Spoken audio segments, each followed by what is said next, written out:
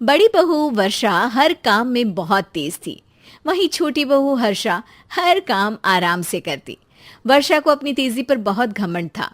वो बात बात पर हर्षा को ताना मारा करती। एक दिन वर्षा किचन में खाना बना रही होती है और हर्षा से कहती है, देवरानी जी, इतना धीमे धीमे खाना बनाओगी तो लोग भूख से मर जाएंगे।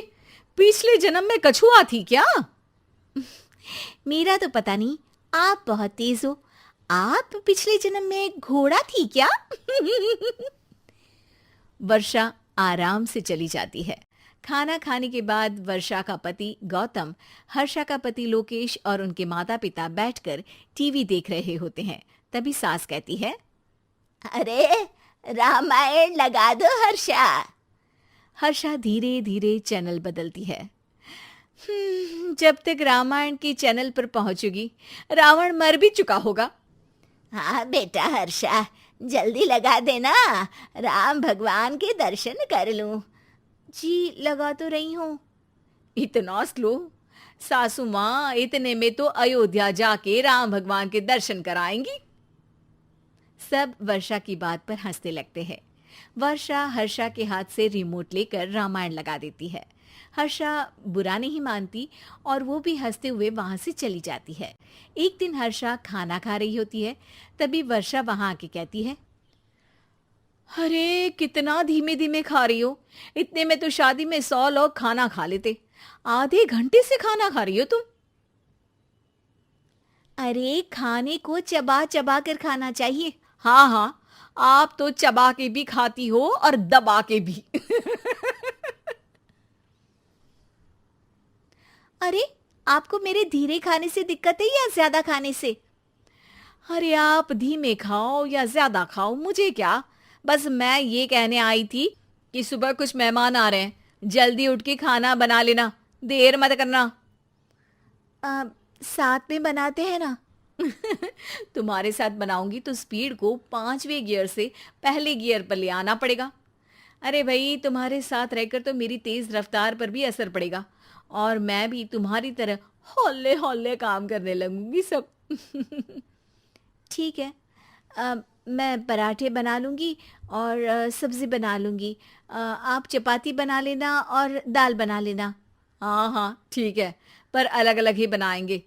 अगले दिन हर्षा जल्दी उठ के काम करने लगती है और वर्षा सुबह उठ के ये सोच के वापस सो जाती है कि काम तो वो तेज कर ही लेती है। अगर थोड़ी देर सो भी जाएगी तो भी हर्षा से पहले तो काम निपटा ही लेगी। हर्षा बेटा, आज भगवान के लिए थोड़ा जल्दी हाथ चलाना। हाँ, मेहमान आने ही वाले हैं। जी हाँ माँ, आटा गूंद लिया है, आलू उबल रहे हैं, पराठे बनाने ही वाली हूँ, फिर सब्जी भी बना लूँगी।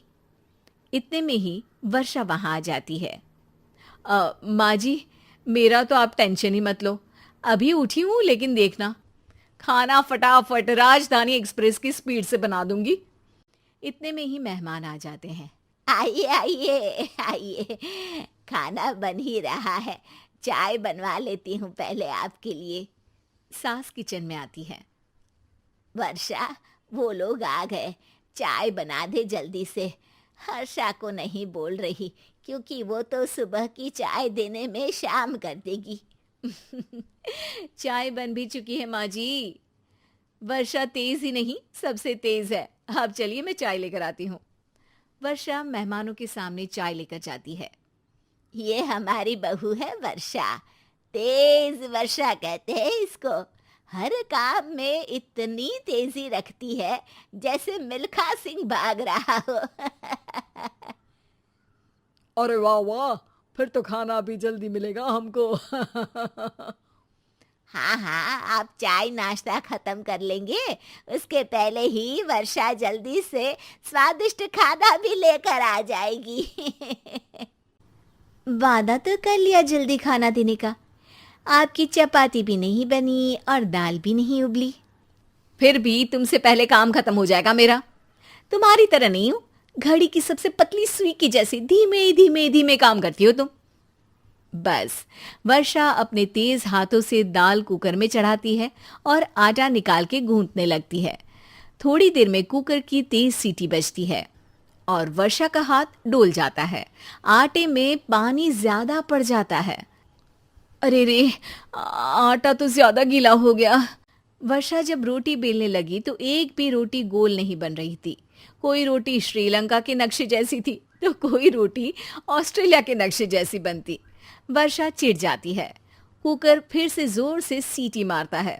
सास बाहर से आवाज देती है। वर्षा बेटा, आज स्पीड थोड़ी कम लग रही है। टाइम और लगने वाला हो तो बता दो बेटा। वर्षा को ये बात सुनकर बहुत बुरा लगता है। वो सोचना भी नहीं चाहती थी कि कभी उसकी तेजी पर कोई सवाल उठेगा। वहीं हर्षा धीमे धीमे अपना काम करती रहती है। वर्षा दाल बनाते वक्त भी इतनी घबरा जाती है कि जल्दबाजी में दाल में नमक ज्यादा गिर जाता है। वर्षा का खाना फिर भी हर्षा से जल्दी तो बन जाता है और जब खाना मेहमानों के सामने लगता है तो सब हर्षा के खाने की तारीफ करते हैं। अरे पराठी तो कमाल की बनी है और सब्जी भी। बस दाल में नमक थोड़ा इधर उधर हो गया है। वर्षा को बहुत शर्म आती है और वो नीचे सर करके खड़ी रहती है। तभी हर्षा कहती है, वो ना मैं थोड़ी जल्दबाजी कर गई और नमक ज्यादा हो गया, पर पराठे तो वर्षा भाभी ने ही बनाए हैं, इसीलिए तो अच्छे बने हैं। वर्षा ने कभी नहीं सोचा था कि हर्षा के काम की इतनी तारीफ होगी, लेकिन वो उसका यश वर्षा को दे देगी।